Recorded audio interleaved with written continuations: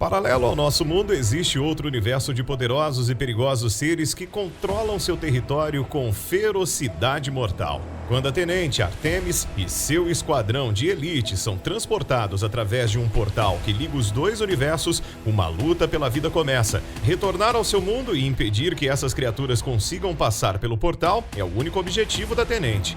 Hoje vamos falar sobre o filme Monster Hunter. Seja muito bem-vindo, você está no Descoberta Cine. Existem novos mundos lá fora, escondidos da percepção dos nossos sentidos. Em um desses novos mundos, pessoas vivem com uma grande variedade de monstros poderosos e selvagens. Há também uma torre mística no meio do deserto que está sempre rodeada de nuvens pretas e relâmpagos. E é para lá que está navegando um navio liderado pelo almirante. No entanto, essa viagem pelo mar de areia é repentinamente interrompida, quando são atacados por um monstro que vive nas dunas chamadas Diablos. A criatura tenta derrubar o navio empurrando-o com seu corpo maciço, e então o almirante corre para o leme e tenta desviar a embarcação do caminho do monstro. A fuga é bem sucedida, mas infelizmente o homem conhecido como caçador cai e é abandonado no deserto. Na Terra, a Capitã Artemis e sua equipe de elite estão procurando por alguns desaparecidos. As únicas pistas que eles têm são uma gravação e as marcas das rodas na estrada que de repente acabam, como se o veículo tivesse desaparecido no ar. Existem também alguns marcadores de rocha misteriosos perto da estrada com símbolos, mas eles não sabem ler. De repente, uma tempestade escura aparece na frente deles, movendo-se em uma velocidade surpreendente. A equipe sobe em seus veículos para escapar, enquanto a tempestade atinge todos os marcadores com raios, fazendo com que a escrita neles brilhe. Não importa o quão rápido os soldados dirigem, pois a tempestade é mais rápida e logo atinge os carros, engolindo todos dentro de um portal. Os veículos são empurrados pelo vento, girando e rodando como se fossem brinquedos. Quando a tempestade finalmente acaba, os soldados saem dos veículos atordoados. Eles observam e não possuem a menor ideia de onde estão. Este deserto é cheio de dunas de areia, o que deveria ser impossível, pois as dunas mais próximas deveriam estar a 20 quilômetros de distância. Todos os equipamentos eletrônicos estão fritos e nem a bússola está funcionando. Então, eles decidem tentar voltar utilizando o sol como referência. No entanto, um dos soldados encontra algo. São os carros usados pela tropa que desapareceu. Há corpos por todo lado, queimados ao extremo. Algo que não poderia ser feito nem mesmo por um lança-chamas. Outra coisa que intriga a Tenente são os cacos de vidro no chão. A areia aquecida em altas temperaturas pode se tornar vidro. As munições dos soldados mortos estão vazias, o que significa que tentaram se defender de algo. Mas de quê? O impressionante é que, seja o que for, não deixou marcas na areia. Preocupados com o que ou quem tenha causado isso, a equipe volta para seus carros e vão embora. Tudo é acompanhado e observado pelo caçador através de sua luneta. Mas eles param novamente quando encontram mais uma coisa alucinante, um esqueleto de animal gigante, o maior já visto, maior até do que um dinossauro. Nesse momento, o caçador atira algumas flechas neles e os soldados respondem, abrindo fogo até que a Tenente pega a flecha e pede para eles pararem. Ela observa e vê que só tinha giz na flecha. Logo em seguida, Diablo surge da areia e começa a perseguir o esquadrão. Assustados e sem saber do que se tratava, eles tentam escapar em seus carros. Não importa o que eles atirem, a criatura é imune a todas as armas humanas. O monstro chega perto o suficiente para atingir um dos carros e derrubá-lo, matando um dos soldados. O outro militar consegue fugir antes que o carro seja esmagado e pula no outro veículo, mas eles não conseguem ir muito longe antes que Diablos derrube o veículo. Pouco a pouco, os soldados estão sendo aniquilados. No entanto, uma oportunidade de se esconder entre as formações rochosas aparece.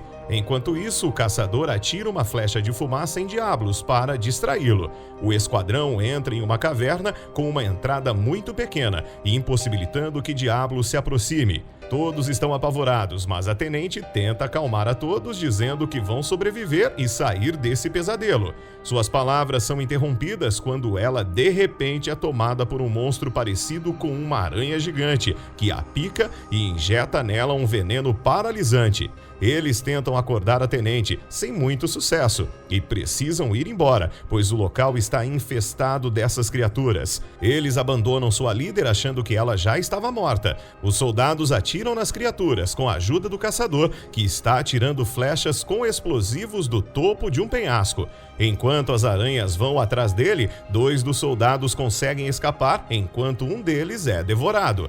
Enquanto o caçador se esconde em sua caverna secreta, a tenente acorda, sentindo-se bastante tonta. Ela pode ouvir os gritos de seus companheiros vindos de fora, mas logo é nocauteada novamente.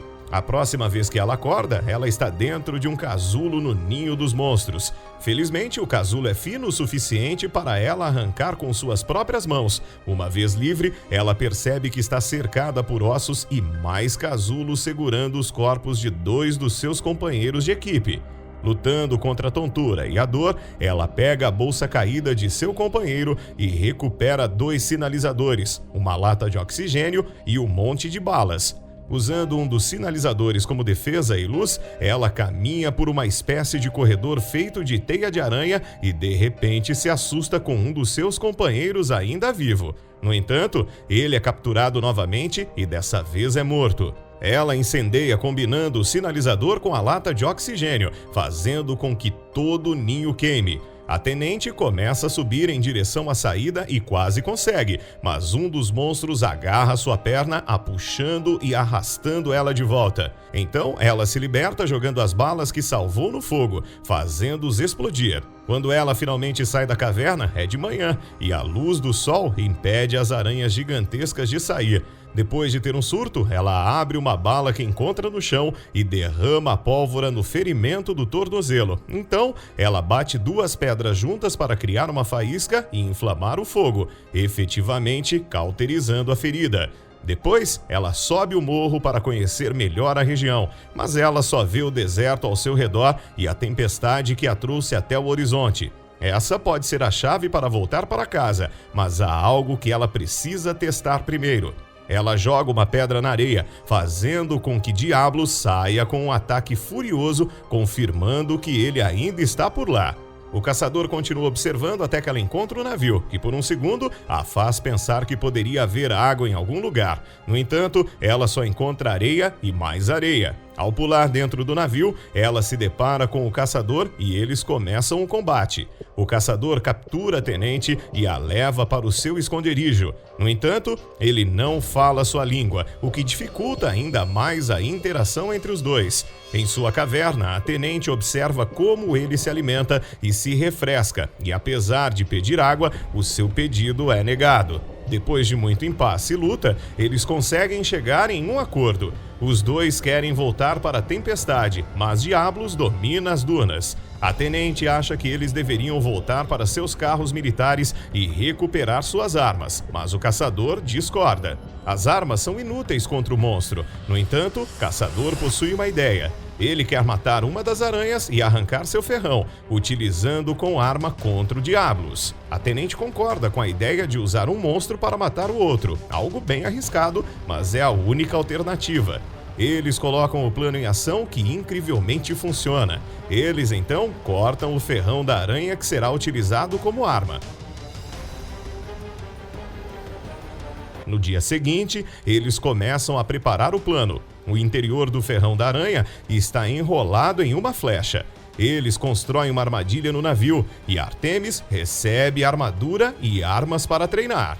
Com a flecha envenenada, ela acerta o olho do monstro, deixando-o mesmo atordoado. Enquanto isso, o caçador, com uma lâmina, acerta a cabeça do Diablos, mas ele é atingido e fica inconsciente. A tenente então usa um cabo para se direcionar à cabeça da fera e termina o serviço, derrotando assim o grande monstro.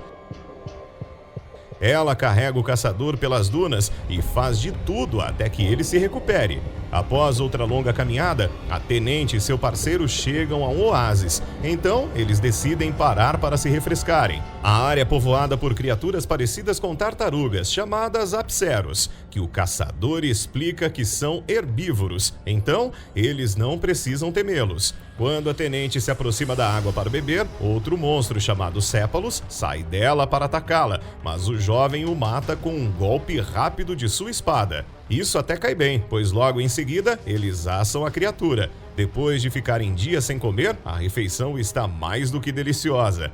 A noite cai depois que os dois jantam, e eles se assustam com um incêndio repentino queimando o oásis. Há outro monstro atacando, um maior do que todos os que eles viram até agora. Rátalos, um cuspidor de fogo. Os outros serem assustados, vêm debandada tentando escapar de Rátalos, e o caçador consegue fugir, mas a tenente cai no chão em meio à confusão. Tudo indica que ela vai ser esmagada, mas o almirante chega com uma espada em chamas para impedir que os apseros se aproximem. A tenente se levanta e ativa o fogo com suas lâminas duplas para seguir seu exemplo enquanto o caçador chega à beira de um penhasco.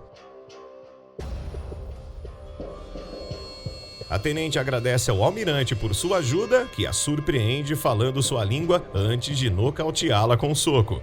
Ela acorda momentos depois dentro de uma gaiola em um navio, enquanto a tripulação do almirante a observa. Eles são mandados embora pelo caçador, que obviamente se sente culpado por ela. Ela tenta escapar de todas as formas, até que se depara com um gato, que aparentemente é o chefe de cozinha do navio. Então o caçador deixa claro que ela está livre. Ele a leva para ver o almirante, que pede desculpas a ela pelo mal-entendido e remove suas algemas antes de explicar por que ele fez isso em primeiro lugar. O almirante tem medo de seu mundo e do que ele pode fazer como dele. Ela não é a primeira pessoa que passou pelo portal. O responsável por tudo isso é a Torre Celeste, que fica no pico da montanha cercada pela tempestade. É um resquício de uma civilização antiga, bastante avançada e perigosa. Esses antigos sabiam como viajar entre os mundos, mas agora estão extintos porque a tecnologia se virou contra eles, e o almirante suspeita que a Terra pode ter algo a ver com isso. Eles querem chegar à torre, mas Rátalos é um obstáculo perigoso. O almirante propõe que se a tenente os ajudar, eles a ajudarão a voltar para casa. Então, é claro que ela aceita. A tripulação parte para a montanha ao amanhecer e chega à torre depois de uma longa caminhada. A tempestade começa novamente e uma batalha contra o ser cuspidor de fogo começa. Enquanto a batalha acontece, todos os marcadores da torre começam a acender. Ao fugir de um dos golpes de Rátalos, a tenente se vê novamente em seu mundo e rapidamente é resgatada por sua tripulação. Mas não foi só ela quem atravessou o portal. Rátalos veio voando para seu mundo também. O monstro destrói o avião antes de ir atrás dos outros veículos, não se incomodando com a chuva de balas que os soldados estão atirando nele. A tenente, que conseguiu sobreviver ao acidente, vê tudo isso e bola um plano. Depois de pegar 2 sinalizadores do avião destruído, ela corre em direção a Rátalos e atira seu gancho em sua asa, apunhalando-o com uma faca. Ela usa essa chance para acender o sinalizador em chamas, queimando sua mão no processo, e o joga na boca aberta de Rátalos, queimando-o por dentro. Infelizmente, isso ainda não é o suficiente para matar o monstro. Ele se levanta novamente, pronto para atacar a tenente, mas é interrompido pelo caçador, que começa a atirar algumas de suas flechas explosivas. Uma delas consegue entrar na armadura de Rátalos através de um ferimento deixado pelo sinalizador, e este é o último golpe necessário para finalmente matar a fera. O almirante chega depois disso dizendo a ela que eles vieram porque eles não podiam deixar os monstros destruírem seu mundo.